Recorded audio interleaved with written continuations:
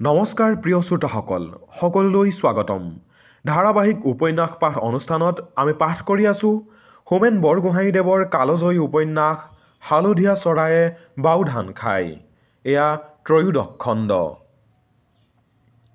ঘৈণীয়েকৰ কাণৰ থুৰীয়া বিক্ৰী কৰি পোৱা টকা 25টা ৰখেশ্বৰে যথাসময়ত নি পিয়নৰ হাতত দিলেগৈ। পিয়নে তাৰে 5টা টকা নিজলৈ ৰাখি বাকী 20টা টকা কেৰাণী বাবুক দিলে।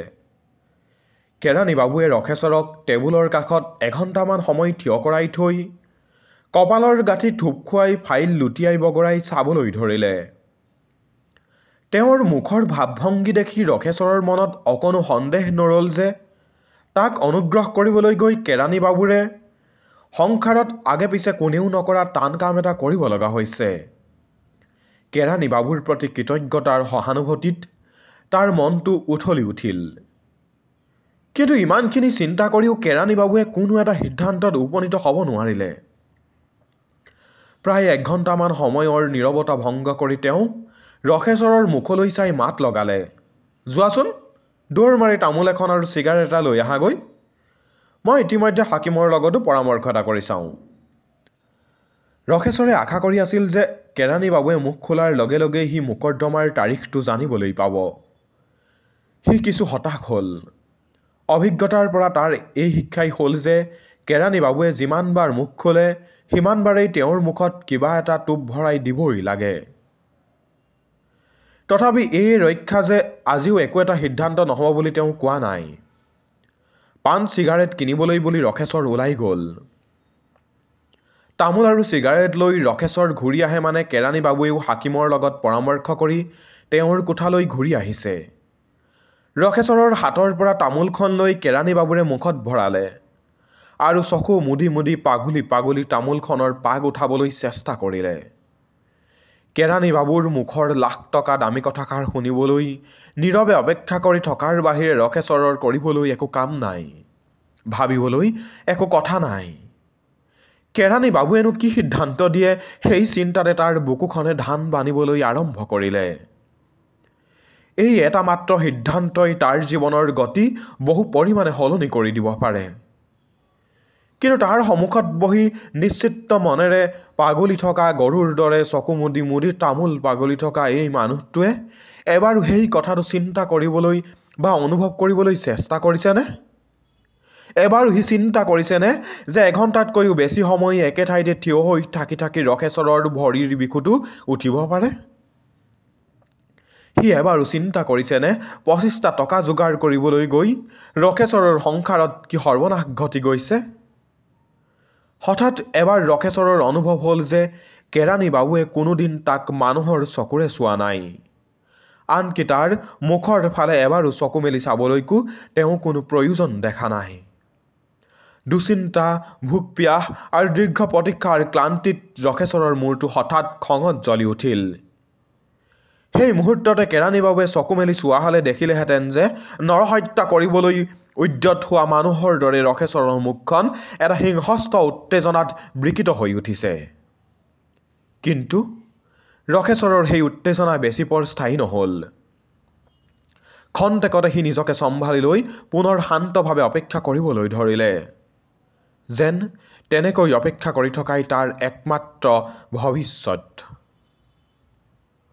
কেৰাণী বাবুৱে অৱশেষত চকু মেলিলে। টেবুলত পৰি থকা চিগাৰেটটো বাওঁ হাতেৰে তুলি লৈ তেওঁ জুইশলাৰ কাঠি এটাৰে কিছু সময় দাঁত খৰকিয়াবলৈ ধৰিলে। তাৰ পিছত চিগাৰেটটো জ্বলাই লৈ পৰম আৰামত ধোঁৱাই মোকোৰা নাকে মুখে উলিয়াই তেওঁ হঠাৎ ব্যস্ত হৈ উঠাৰ দৰে কৈ উঠিল, তোমাৰ মোকৰ্দমাটো, তোমাৰ কামটো মই কৰি দিলোঁ বুজিছা। এনেই হ'লে মাঘৰ আগতে দিন পৰাৰ কোনো আশা নাছিল। মই হাকিমক বুজাই মেলি কাতিৰ 5 তাৰিখে দিন পেলাইছোঁ। কাতিৰ 5 তাৰিখে, বুজিছা। তুমি এতিয়া যোৱা, মোৰ বহুত কাম আছে। টেবুলৰ ফাইল কেইটামান গাৰ ওচৰলৈ টান মাৰি লৈ কেৰাণী বাবু হঠাৎ কাম কৰাত ব্যস্ত হৈ পৰিল। কাতিৰ 5 তাৰিখ? ৰখেশ্বৰে প্ৰথমে নিজৰ কাণকেই বিশ্বাস কৰিব নোৱাৰিলে। কাতিৰ 5 তাৰিখে মোকৰ্দমাৰ দিন পেলাবলৈ হ'লে তিৰোতাৰ কাণৰ থুৰীয়া বেছি ঘৰৰ লক্ষীমী খেদাবলৈ তাৰ কি দৰকাৰ আছিল? এনে হ'লে মাঘৰ আগতে দিন পৰাৰ কোনো আশা নাছিল। কেৰাণী বাবুৱে টকা 25টা দক্ষিণালৈ অনুগ্ৰহ কৰাৰ কাৰণেহে কাতিৰ 5 তাৰিখে কোনোমতে দিনটো পৰিল। কিন্তু কাতিৰ 5 তাৰিখে মোকৰ্দমাৰ দিন পৰি তাৰ কি লাভ হ'ল? মোকৰ্দমাৰ দিনটো যিমান পাৰে সোনকালে পেলাবলৈ সি যে পাগলৰ দৰে উঠি পৰি লাগিছিল। তাৰ একমাত্ৰ উদ্দেশ্য আছিল পাৰিলে খুব শেহতীয়াকৈ হ'লেও শালি খেতিটো কৰা। কিন্তু কাতিৰ 5 তাৰিখে মোকৰ্দমাৰ দিন পৰিলে খেতি কৰিবলৈ সময় আৰু ক'ত থাকিব? তেতিয়া তাৰ কাৰণে মোকৰ্দমাৰ দিন মাঘত পৰা যি কাতিত পৰাও সেই একেই কথা। কেৰাণী বাবুৰ কথাষাৰ মগজত ভালকৈ সোমাবলৈ কিছু সময় দি ৰকেশৰে হঠাতে এবাৰ আৰ্তনাদ কৰি উঠিল। কেৰাণী বাবু, মোক সৰ্বনাশ নকৰিব কেৰাণী বাবু। কাতিৰ 5 তাৰিখে মোকৰ্দমাৰ দিন পৰিলে মোৰ কি লাভটো হ'ব? ভাদৰ ভিতৰতে মোৰ মোকৰ্দমাখন ছিঙি দিয়ক কেৰাণী বাবু, মই আপোনাৰ ভৰিত ধৰিছোঁ। কথাষাৰ কৈয়েই ৰকেশৰে টেবুলৰ তলেদি মূৰ সুমুৱাই সঁচা সঁচিকৈয়ে কেৰাণী বাবুৰ ভৰি দুখন বুকুত সুমুৱাই 2 হাতেৰে জোৰকৈ সাৱটি ধৰিলে। এনে এটা নাটকীয় কাণ্ডৰ কাৰণে কেৰাণী বাবু অকণ প্ৰস্তুত নাছিল। সুদীৰ্ঘ চাকৰি জীৱনত কত বিচিত্ৰ মানুহৰ লগত তেওঁৰ পৰিচয় হৈছে। প্ৰতিদিনেই কিমান টকা পইচাৰ লেনদেন হৈছে। কিন্তু ভৰিত ধৰিম বুলিয়েই সঁচা সঁচিকৈ ধৰি দিয়া মানুহ এইটোহে তেওঁ প্ৰথম পালে। ভৰি দুখন জোৰকৈ টানি উলিয়াই চকীৰ ওপৰত থৈ তেওঁ প্ৰায় চিঞৰি উঠিল। আৰে আৰে, কি ধৰণৰ মানুহে তুমি? চৰকাৰী অফিচত তুমি এইখন কি ল'ৰা ধেমালি পাতিবলৈ আহিছা? উঠা বুলিছোঁ নহয়, উঠা। তুমি এতিয়াই ওলাই যোৱা মোৰ অফিচৰ পৰা। টেবুলৰ তলৰ পৰা মূৰ তুলি ভিক্ষাপ্ৰাৰ্থী মানুহৰ দৰে হাতযোৰ কৰি ৰকেশৰ কঁপি কঁপি থিয় হ'ল। তাৰ মুখলৈ চাই খঙেৰে কিবা এষাৰ ক'বলৈ গৈ কেৰাণী বাবুৰ মুখত ফিচিকৰে এটা হাঁহি ওলাই গ'ল। ৰকেশৰৰ মুখৰ অ'ত ত'ত মজিয়াৰ মিহি ধূলিবোৰ লাগি গোটেই মানুহটো ভাওনাৰ চং এটাৰ দৰে হৈ পৰিছে। দেখিলে সঁচাকৈয়ে নহহাকৈ থাকিব নোৱাৰি। ইফালে কেৰাণী বাবুৰ মুখত হাঁহি দেখি মৰা সাপকো নেদোৱা ভয়াতুৰ ৰকেশৰৰ মূৰটো ভমক্কৰে জ্বলি উঠিল। স্থান কাল পাত্ৰ পাহৰি সি গৰ্জন কৰি উঠিল। কেৰাণী বাবু, আজি হয় গুৱাহাটী নহয় ৰঙামাটি। মই মানুহটো মৰিছোঁ প্ৰাণৰ কাতৰত। আপুনি ইফালে মোৰ ৰং চাই ভেঙু চাঙলি কৰিবলৈ আহিছে। ভাদ মাহৰ ভিতৰতে মোকৰ্দমাৰ দিন পেলাই মোকৰ্দমাটো ছিঙি দিব বুলি আশা দিয়াতহে মই তিৰোতাৰ যৌতুকত পোৱা কাণৰ থুৰিয়া বেছি আপোনাক টকা 25টা দিছিলোঁ। আপুনি মোকৰ্দমাৰ দিনটো ভাদৰ ভিতৰত পেলাবই লাগিব, নহ'লে মই আজি সুধাই নেৰিছোঁ। অফিচৰ ভিতৰত ৰকেশৰৰ চিঞৰ বাখৰ শুনি ইফালে সিফালে থকা এজাক মানুহ আহি অফিচৰ দুৱাৰ মুখত জুম বান্ধিলেহি। মানুহ জুম বন্ধা দেখি ৰকেশৰৰ উত্তেজনা বাঢ়ি গ'ল। মানুহবোৰৰ ফালে চাই সি ভীষণ উত্তেজিত হৈ ক'বলৈ ধৰিলে, চাওকচোন ৰাইজসকল, হ'ল বুলিনো অফিচৰ বাবুসকলে এনেকৈ দুখীয়া মানুহৰ জীয়া তেজ শুহি শুহি খাব লাগেনে? এটা মোকৰ্দমাৰ কাৰণে এখেতসকলে আজি মোক এমাহ ঘূৰাই মাৰিছে। খোজে প্ৰতি ধন ঢালোতে ঢালোতে মোৰ সংসাৰ তহিলং হ'ল। ইমানবোৰ টকা পইচা খায়ো আজি এখেতে কয় বোলে মোৰ মোকৰ্দমাৰ দিন হেনো কাতিৰ 5 তাৰিখেহে পৰিব। কাতিৰ 5 তাৰিখে মোকৰ্দমাৰ দিন পৰিলে মোৰ কি লাভটো হ'ব? আপোনাসকল সাক্ষী থাকিল ৰাইজসকল, মোৰ মোকৰ্দমাটো যদি ভাদৰ ভিতৰতে নিষ্পত্তি কৰি নিদিয়ে তেন্তে আজি মই কি কৰোঁ তাৰ কিন্তু ঠিক নাই। ৰকেশৰৰ কথাৰ মাজতে কেৰাণী বাবুৱেও তৰ্জন কৰ্জন কৰি চিঞৰি উঠিল, এই তই চুপ থাক হাৰামজাদা। ৰাইজসকল দেখিছেনে আপোনালোকে এই লাঠুৱা বলিয়াটোৰ কাণ্ড? এই অফিচত এনেকুৱা নাভূত নাশ্ৰুত ঘটনা আপোনাসকলে আগতে কেতিয়াবা দেখিছেনে? ই নিশ্চয় ক'ৰবাত ভাং খাই বলিয়া হৈ আহিছে। মই কিন্তু চৰকাৰী অফিচত এনেকুৱা উদ্ভণ্ডালি সহ্য নকৰোঁ। ঐ কানুৰাম, কি চাই আছ? এই বলিয়াটোক ডিঙিত ধৰি অফিচৰ কম্পাউণ্ডৰ বাহিৰ কৰি দে। কানুৰাম পিয়নেই কেৰাণী বাবুৰ দালালি কৰি ৰকেশৰৰ টকা আদায় কৰিছিল। সি ভাবিলে যে ৰকেশৰে বেছিকৈ কথা ক'বলৈ সুবিধা পালে তাৰ কথাও হয়তো ওলাই যাব।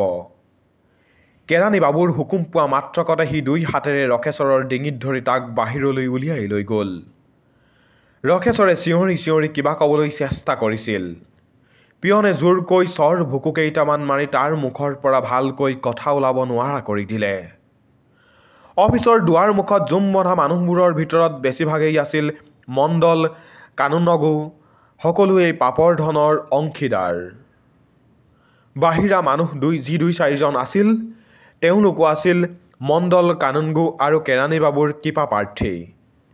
কেৰাণী বাবুৰ কাণত পৰাকৈ প্ৰত্যেকেই ৰখেশ্বৰৰ বিৰুদ্ধে একোষাৰ মন্তব্য কৰি দিহা দেখি নিজৰ কামত গুচি গ'ল। অফিচৰ পৰা ঘৰলৈকে দীঘল বাট-চোৱা কেনেকৈ আহিল সেই কথা ৰখেশ্বৰে ক'ব নোৱাৰে। পিয়নে মৰা চৰভুকুকেইটাৰ যন্ত্ৰণা আৰু অপমানখিনিও সি পিছ মুহূৰ্ততে পাহৰি গ'ল। প্ৰতি মুহূৰ্ততে সি কেৱল এইটোকে অনুভৱ কৰিবলৈ ধৰিলে যে আজি তাৰ চৰম সৰ্বনাশ ঘটিল। নিজে সৰ্বশান্ত হৈ সি ইমান দিনে যি টকা পইচা খৰচ কৰিলে সকলো নিশ্চয় অথলে গ'ল। এই বছৰতো শালি খেতি কৰাৰ আশা সমূলি মিছা হ'লেই। তদুপৰি আজি অফিচৰ কেৰাণী পিয়ন সকলোৰে লগত তাৰ যি হতুৰালিৰ সৃষ্টি হ'ল সিহঁতে তাৰ ওপৰত তাৰ পুতক নোলোৱাকৈ কেতিয়াও নাথাকে। মোকদ্দমাখন ভাল হোৱাৰ যদি কিবা আশা আছিল এতিয়া সেই আশা নিশ্চয় সমূলে নষ্ট হ'ল। নগাৰ চাংতলেই বাট বুলি জানিও সি বাৰু কিয় কেৰাণী বাবুৰ লগত ফেপেৰি পাতি লৈছিল? দুখীয়া মানুহৰ যে খং কৰিবৰ অধিকাৰ নাই, অন্যায়ৰ প্ৰতিবাদ কৰিবৰ অধিকাৰ নাই, সঁচা কথা ক'বৰ অধিকাৰ নাই, সেই কথা কি সি আজি নাজানে? ঢলং পলংকৈ খোজকাঢ়ি আহি সি বলীয়া মানুহৰ দৰে মাজে মাজে নিজৰ কপালখনতে ভুকুৱাবলৈ ধৰিলে। সি যেতিয়া গৈ ঘৰ পালেগৈ তেতিয়া বেলি মাৰ গৈছে। ঘৈণীয়েকে নঙলা মুখত থিয় হৈ সি অহালৈকে বাট চাই আছিল। ঘৈণীয়েকৰ অস্তিত্বৰ গ্ৰাহ্য নকৰি ৰখেশ্বৰে একেই ঢলং পলং খোজেৰে ঘৰৰ ফালে সোমাই গ'ল। দুয়োৰে মাজত এবাৰো বাক্য বিনিময় নহ'ল যদিও ঘৈণীয়েকে যি বুজিব লাগে সকলো বুজিলে। তাইৰ বুকু ফাটি এটা দীঘল হুমুনিয়াহ বাহিৰ হৈ আহিল। নঙলাডালত ধৰি তাই কঁপি কঁপি ঠাইতে বহি পৰিল আৰু মুখেৰে বিৰ বিৰকৈ কিবা বকি সকলো পৰিচিত দেৱ দেৱীৰ উদ্দেশ্যে কিবা কিবি প্ৰাৰ্থনা কৰিবলৈ ধৰিলে।